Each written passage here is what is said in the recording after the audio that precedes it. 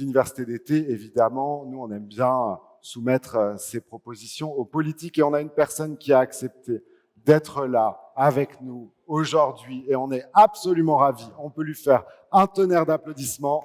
C'est Marine Tondelier, secrétaire nationale des écologistes. Bonjour madame.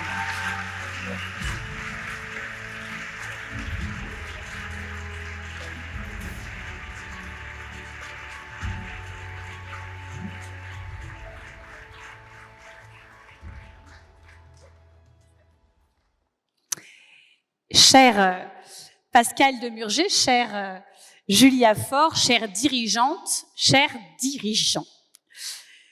Permettez-moi de vous dire pour commencer que c'est un plaisir et un honneur d'être avec vous aujourd'hui, surtout que les autres, ceux de l'hippodrome d'Auteuil, ne m'ont pas invité, ou alors mon invitation s'est perdue en route. Je vous cache pas que cette parenthèse de fond, de recherche d'action, de choses concrètes, me change par ailleurs de la période perturbée et perturbante que nous vivons sur le plan politique et de ce feuilleton institutionnel déconcertant. Là, au moins, on cherche des solutions et on met beaucoup moins de jours que là-haut pour en trouver. Ah bah, vous applaudissez si vous voulez, ça n'engage que vous. Si vous êtes présents ici aujourd'hui, c'est que vous êtes déjà convaincus qu'on ne peut pas continuer comme avant. Et en ça aussi, je considère que pour la large majorité d'entre vous, vous êtes en avance sur beaucoup de politiques. Et je tenais aussi à le signaler. J'ai donc pas à vous convaincre de la réalité du dérèglement climatique, de sa menace, de ses effets catastrophiques que nous subissons déjà aujourd'hui. Et j'avoue que ça me change, et même que ça me fait plaisir. J'ai pas non plus à vous convaincre que la justice sociale et la justice environnementale sont indissociablement liées et qu'on ne peut pas vivre dans un monde où tout serait marchand, des forêts aux océans, des études supérieures à la protection sociale. Et là aussi, ça me change. Et là aussi, ça me fait plaisir. Alors, merci. Merci parce que, contrairement à d'autres dirigeants d'entreprise, vous savez qu'il ne suffit pas d'avoir les yeux rivés sur des résultats financiers pour bien faire son travail, que la question fondamentale n'est pas de savoir si le cours de la bourse monte ou descend, mais si on va pouvoir léguer un monde vivable à nos enfants. Il fut un temps, oui, où les écologistes et les entrepreneurs ou les économistes pouvaient se regarder en chien de faïence, mais je crois fermement que ce temps est révolu et qu'il était temps. Nous n'y arriverons pas seuls, ni vous, ni nous. Vous nous demandez d'ailleurs des amendements et vous interpellez les sénateurs dans la salle qui ne sont pas là, mais moi je leur transmettrai. Mais nous le savons, et nous avons besoin d'avancer ensemble. Les écologistes doivent devenir les meilleurs alliés du monde économique et inversement.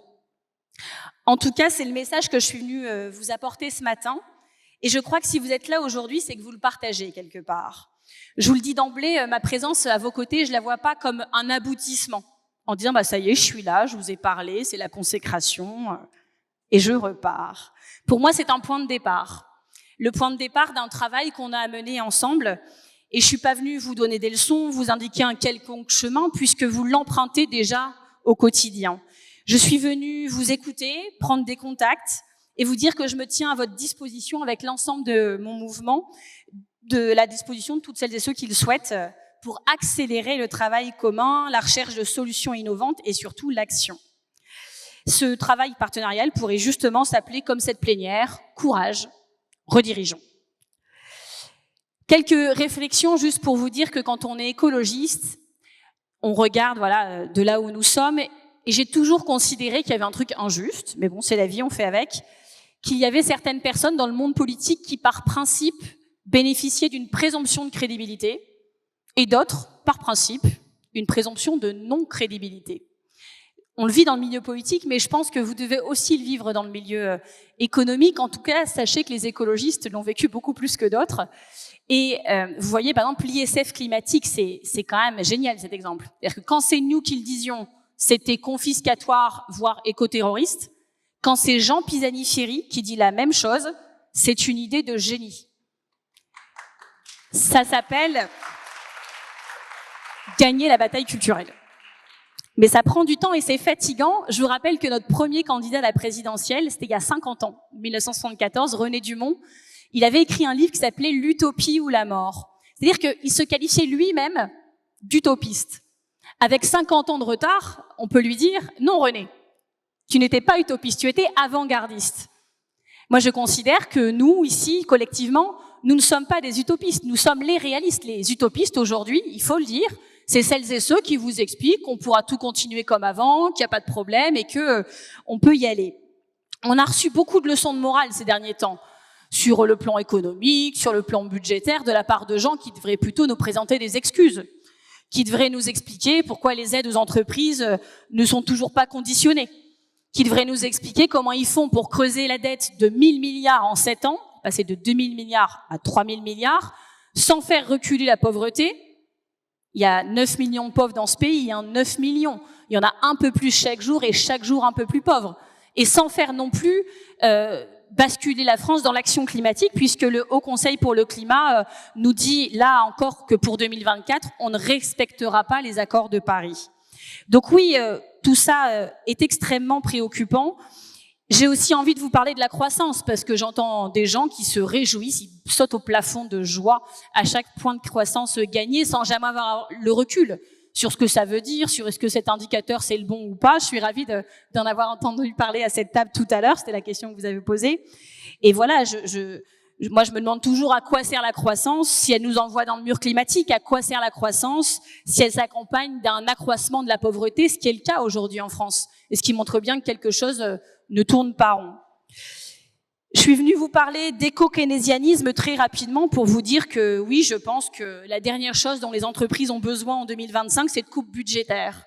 Et c'est pourtant ce que le gouvernement démissionnaire nous propose, parce que je pense que ces coupes, elles accentuent encore le ralentissement, que ça reproduit en fait les erreurs faites par les Européens en 2010 qui avaient conduit à une décennie de stagnation économique et de décrochage vis-à-vis des États-Unis. Moi, je pense, et Jean Pisani le dit aussi maintenant, donc ça doit être très sérieux, que ça coûte moins cher d'affronter les coûts des dégâts potentiels aujourd'hui qu'un monde à plus 3 ou plus 4 degrés, et vous aussi, vous le savez.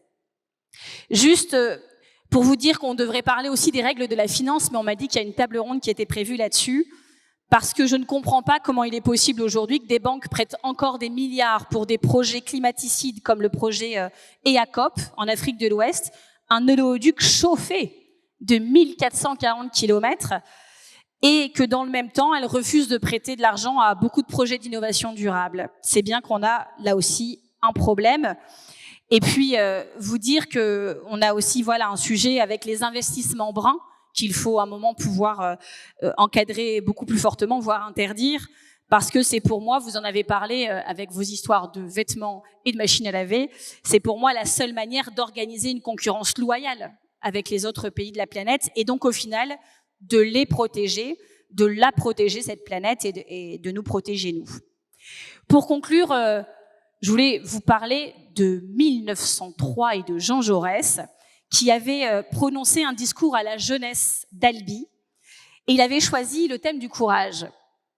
C'est là où il a prononcé cette phrase que j'aime tant, « Le courage, c'est d'aller à l'idéal et de comprendre le réel ». Je pense que c'est votre quotidien, et ça veut dire qu'on a besoin les uns des autres, pas pour que les politiques s'approprient l'idéal et la vertu en laissant le réel et des difficultés aux entrepreneurs, ni évidemment pour abandonner l'idéal aux cyniques qui prétendent que rien n'est possible.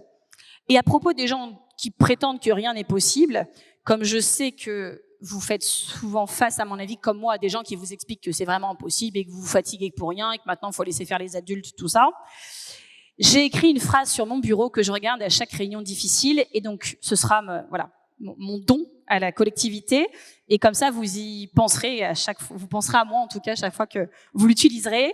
Ce sera votre mantra, en tout cas c'est le nôtre chez les écolos. Ceux qui pensent que c'est impossible sont priés de ne pas déranger ceux qui essaient, et quoi qu'il arrive, courage.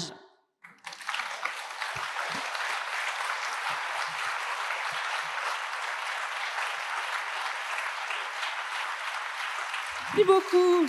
Merci Marine Tondelier, merci à l'ensemble de la table. Très belle veste. Merci pour cette main tendue aussi à la jeunesse.